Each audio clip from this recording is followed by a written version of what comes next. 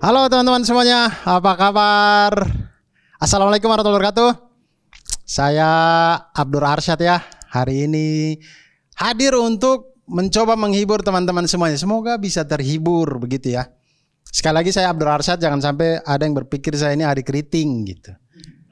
Karena sering sekali begitu. Lihat saya dipikir adik keriting, lihat adik keriting dipikir Chun Funky Papua. Pokoknya kalian samakan saja kami orang timur nih. Sama aja semua. Makanya kadang saya suka heran gitu. Ada teman-teman, tidak semua, tapi ada teman-teman perempuan saya itu yang kalau ke pesta, kemudian ketemu dengan temannya yang lain yang memakai baju sama, itu dia bete sepanjang pesta. Sepanjang acara dia bete. Hei, bayangkan dong perasaan kami nih. Kami ini mirip satu pulau. Bayangkan itu. Kami hidup dan mirip. Hitam keriting, semua mirip. Bahkan mungkin saya berpikir ya kadang-kadang, jangan-jangan itu juga yang menjadi alasan Persipura pakai nomor punggung. Jangan sampai waktu Persipura tidak pakai nomor punggung, orang-orang pikir dari kiper sampai penyerang semuanya bawa salosa. Semua bawa salosa. Bahkan Persipura ketemu dengan Persiwa Wamena bermain di Jayapura, satu stadion bawa salosa. Wih, bawa salosa banyak sekali. Kita minta foto bingung tuh. Kakak bawa banyak sekali ini. Dan saya anak ketiga dari 5 bersaudara. Bapak saya tidak ikut KB. Ya karena bapak saya berpikir kalau 2 anak saja cukup, apalagi 5 anak. Dan kalau teman-teman pernah bermain ke Indonesia Timur atau punya teman yang berkeluarga dari Indonesia Timur dan segala macamnya, tidak semua tapi kebanyakan teman-teman akan menemui bahwa orang-orang Indonesia Timur itu memang punya anak lebih dari 2. Punya anak lebih dari 2. Sebenarnya bukan karena kami tidak paham KB, bukan. Kami mengerti itu, kami paham itu. Cuman masalahnya adalah kondisi geografis di sana itu yang tidak memungkinkan untuk seluruh pekerjaan rumah dikerjakan oleh hanya 2 orang anak. Tidak mungkin. Pekerjaan rumah di sana itu banyak dan jauh-jauh. Jadi 1 anak hanya memungkinkan untuk bekerja 1 pekerjaan rumah. Di sana pekerjaannya banyak, ada potong rumput, ambil air, cari ikan, cari masalah, banyak. Pekerjaan di sana banyak. Makanya bapak malam-malam juga selalu punya alibi pada mama. Mama sudah tidur, bapak mulai datang korek-korek. Mama bangun dulu. Hei, kenapa? Mari kita bikin anak dulu. Hei, anak sudah 2 tuh, buat apa lagi? Hei, itu anak yang potong rumput belum ada. Akhirnya lahirlah anak yang potong rumput. Dan saya itu besar dengan Raskin, teman-teman. Mudah-mudahan ada yang relate dengan ini ya, penonton-penonton di sini. Karena saya biasa kalau ngomong begini, ada yang banyak yang tidak mengaku miskin begitu. Tidak pernah tahu Raskin. Teman-teman, Raskin itu beras miskin itu biasanya diperuntukkan untuk keluarga-keluarga miskin. Dan saya besar dengan itu. Dari kecil, dari saya bisa makan nasi sampai saya tamat SMA, selalu makan Raskin. Tubuh saya ini kalau dibelah isinya kebijakan pemerintah semuanya nih. Kebijakan pemerintah semuanya. Dan yang baru-baru yang viral itu kan teman-teman lihat ada bagi-bagi bansos, kemudian berasnya itu beras batu. Jadi kalau masih Raskin itu tidak separah itu. Jadi ada, jadi kasihan juga orang-orang yang tidak ada hati sama sekali. Mereka kasih bansos tuh berasnya beras batu, bukan batu. Bukan batu dalam artian batu, tidak. Beras tapi dia berbentuk seperti bongkahan-bongkahan batu yang sudah keras-keras itu. Ya, Raskin tuh masih beras walaupun banyak batu, tapi masih beras gitu. Ini sudah bongkahan-bongkahan batu gitu. Saya tuh bahkan dulu tuh kalau keluarga saya itu ya, kayaknya bisa jadi quality controlnya Bulog. Bisa itu karena beras Raskin itu ditaruh dari jarak 5 kilo juga kami tahu itu Raskin. Taruh gitu saja jauh kami lihat, oh kami tahu. Kayaknya mungkin dulu waktu sebelum operasi pasar tuh mungkin ada semacam arahan begitu. Arahan dari pihak-pihak terkait yang mengatakan bahwa coba ini beras Raskin ini sebelum bagi ke masyarakat, coba kasih ke keluarganya Abdur. Kayaknya begitu. Karena menyedihkan sekali itu Raskin itu teman-teman. Menyedihkan sekali teman-teman kalau pernah makan Raskin itu menyedihkan. Ya harganya memang murah, jadi makanya kondisinya juga mengerikan ya. Itu kita beli 1 kilo, setengah kilonya kerikil. setengah kilo kerikil. Kita kasih bersih beras, kasih bersih sebelum dimasak. Tentunya kita harus kasih bersih. Kalau teman-teman beli beras mahal tidak perlu fase ini, tidak perlu fase membersihkan beras ini. Tapi karena raskin kita harus bersihkan tuh dari kerikil-kerikil. Begitu berasnya bersih, kerikilnya kita bisa pakai untuk cor rumah. Bisa tuh jadi. Rumah saya jadi itu karena beras raskin. Cor rumah jadi itu, jadi. Tapi saya pernah baca berita mengatakan bahwa sebenarnya raskin itu diimpor dari Vietnam, Thailand, dan mungkin ada juga negara yang lain. Itu beras yang bagus sebenarnya. Dan ketika difoto, saya baca di berita itu, difoto itu yang bagus, berasnya putih bersih bagus. Nah masalahnya adalah begini, kalau itu beras yang diimpor berasnya bagus, kenapa waktu sampai di masyarakat jadi jelek? Apa yang terjadi gitu? Kalau misalkan kan ketika diimpor datang tidak langsung dibagi kan, itu tunggu ketika harga beras naik kemudian dilakukan operasi pasar. Biasanya begitu tuh, disimpan di gudang-gudang Bulog. Nah maksud saya, ketika simpan di gudang Bulog kemudian ada kutu beras, oke lah gitu. Kutu kan makhluk hidup, dia jalan-jalan mungkin lihat karung dia masuk, oke. Tapi ini kerikil ini datang dari mana? Datang dari mana? Saya berpikir apa karena mungkin dia beras bagus dan mungkin akan dijual murah, dia membuat iri hati beras-beras yang lain. Jadi Ramo Super dan Pandan Wangi kemudian santet dia. Kirim kerikil ke dalam karungnya. Itu untuk kita langsung beli itu, untuk langsung operasi pasar. Kalau mungkin agak tunggu 1 tahun lagi mungkin kita dapat sudah ada paku. Lengkap itu mungkin di situ santetnya tuh. Menyedihkan sekali teman-teman. Itu kalau kita kasih ke ayam juga ayam tidak mau mungkin. Teman-teman kalau cobalah beli beras raskin satu kali, kemudian lihat ayam yang jangan ayam yang di dalam kandang, ayam yang jalan-jalan di halaman tuh. Kemudian teman-teman coba kasih gitu. Kasih. Itu ayam itu yang miskin sok-sok sedekah. Ayam tidak mau. Ayam tidak mau. Dan saya ingat sekali, saya sepanjang hidup saya itu saya selalu mengeluh tentang listrik susah gitu. Jadi dari pertama kali saya stand up sebenarnya, teman-teman kalau ada yang mengikuti saya dari awal pertama kali saya muncul itu saya selalu mengeluh tentang listrik susah gitu. Sering sekali saya buat materi tentang itu. Kemudian di umur saya yang ke 30 tahun, sudah 2 tahun yang lalu, saya sekarang 32. 2 tahun yang lalu itu Tuhan kemudian menjawab keluhan saya gitu. Tuhan kasih saya rumah di Depok, di tempatnya namanya, kampungnya namanya Rawadenok, Depok, tepat di bawah Sutet. Tepat di bawah Sutet. Jadi Sutet di atas ini, rumah saya di bawah itu. Sutet besar sekali. Saya tiap hari itu bangun pagi, saya bisa mendengar dan melihat listrik mengalir. Bisa, teman-teman kalau mendengar dan melihat air mengalir itu kan biasa. Ini listrik di kabel telanjang. Sutet itu tidak ada yang kabelnya ada pelapisnya, tidak ada. Sutet itu selalu kabel telanjang, selalu. Saya tidak tahu apakah karena dia merasa diri makin tinggi jadi boleh telanjang gitu. Saya juga tidak tahu.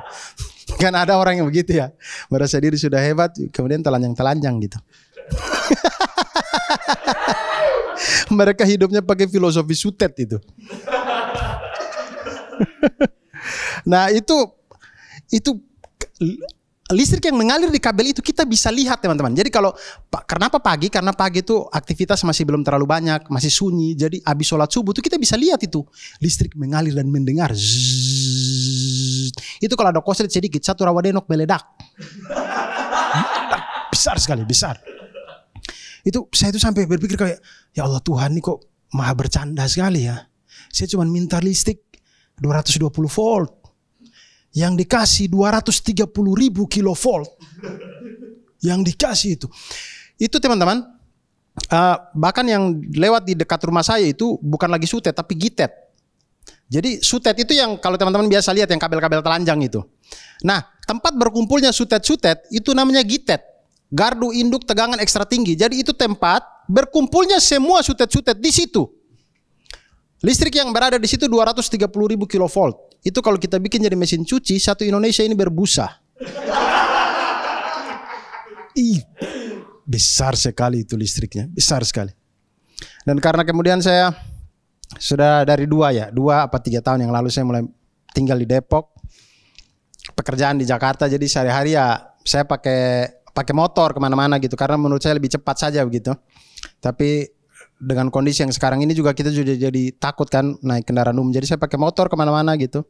Tapi setiap kali kalau saya pakai motor, pagi-pagi lagi, kalau jam-jam kerja begitu, kalau teman-teman yang di Jakarta pasti tahu ada perempatan Mampang zaman dulu itu sebelum bawahnya itu dibikin apa sih istilahnya, underpass. Sebelum dibikin underpass, masih dalam pembangunan underpass pada waktu itu macetnya ya Allah.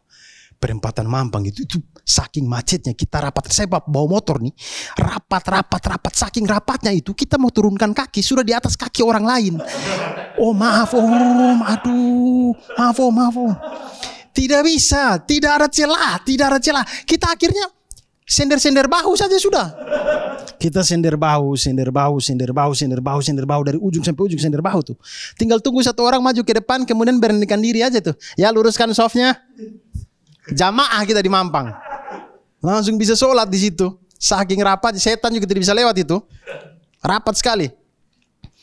Dan saya selalu menemukan, tidak selalu, tapi kadang-kadang saya menemukan bapak-bapak yang suka marah-marah di lampu merah. Modelnya itu begini.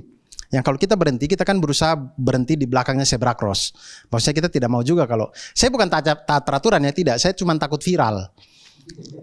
Jadi saya takut kalau berhenti di zebra cross, kemudian kebetulan ada orang yang videokan, kemudian viral, kan malu. Jadi saya berusaha berhenti di belakangnya zebra cross. Tapi setiap kali saya melakukan ini, selalu saja ada bapak-bapak di belakang yang marah-marah.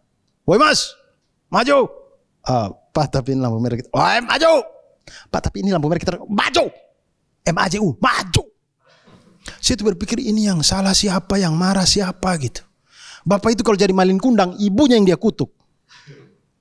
Saya pernah baca, katanya Jakarta itu kalau dibangun terus-menerus, tanpa memperhatikan tata letak kota, maka suatu saat mungkin Jakarta itu kita keluar rumah sudah macet. Saking pesatnya pertumbuhan di Jakarta. Kemudian mungkin ketika sudah macet parah itu mungkin jalan-jalan juga sudah tidak bisa dipakai. Maka transportasi yang memungkinkan pada saat itu menurut saya adalah flying fox. Kita kemana-mana pakai flying fox. Pasang tali saja sudah dari gedung ke gedung, kemana-mana kita pakai flying fox. Kemana-mana berasa macam kita sedang, apa namanya istilahnya, outbound. Kemana-mana kita berasa outbound gitu. Jadi mungkin Jakarta Bandung juga bisa pakai flying fox. Monas kita tinggikan, gedung sate kita tinggikan, kita pasang tali. Set!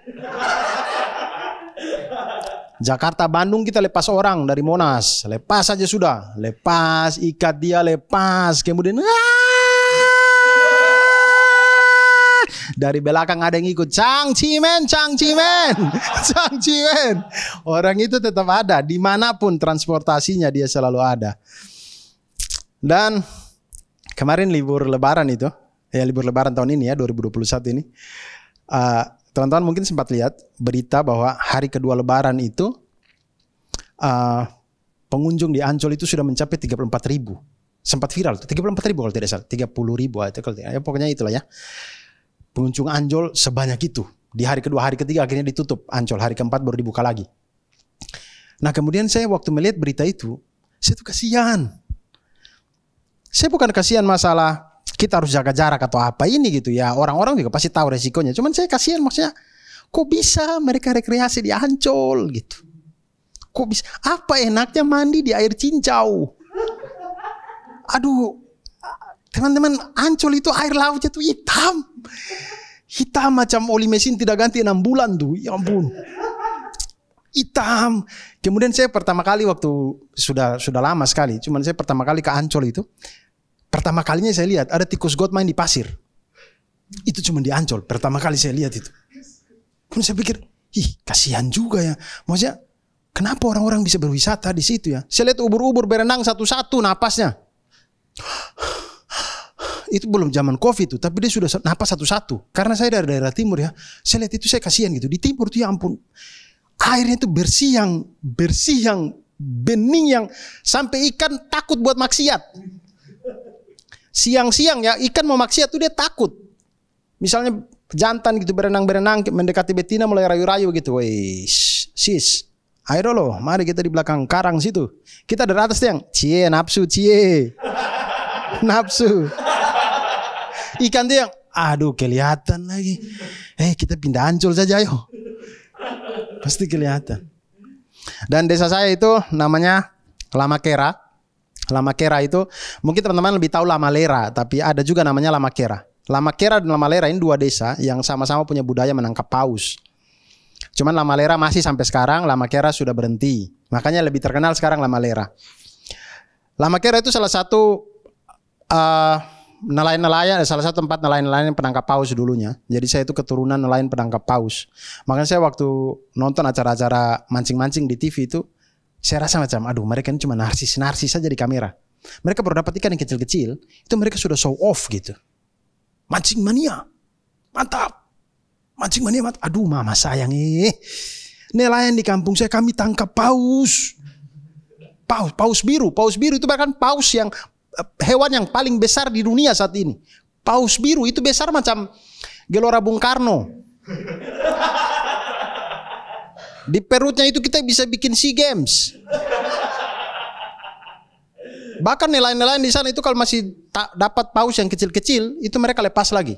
Tapi mereka titip pesan, "Woi paus, kau berenang ke bawah, kasih tahu kau punya bapak, kami tunggu di sini." Dan gitu, saya Abdul Arsyad, terima kasih. Selamat berjumpa kembali teman-teman semuanya.